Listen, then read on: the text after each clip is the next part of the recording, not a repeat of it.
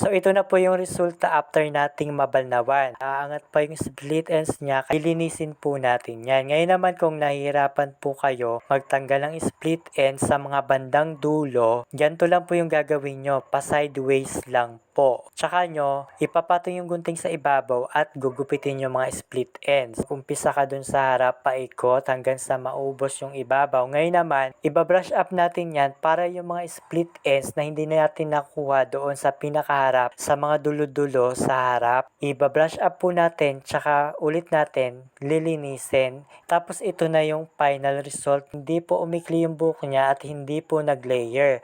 As is, yung mga pinakadulo lamang po yung natanggal natin dyan. Since reband only lang po yung pinagawa niya, hindi po tayo nagpapangalawang plancha. I-compare po natin yung before and after.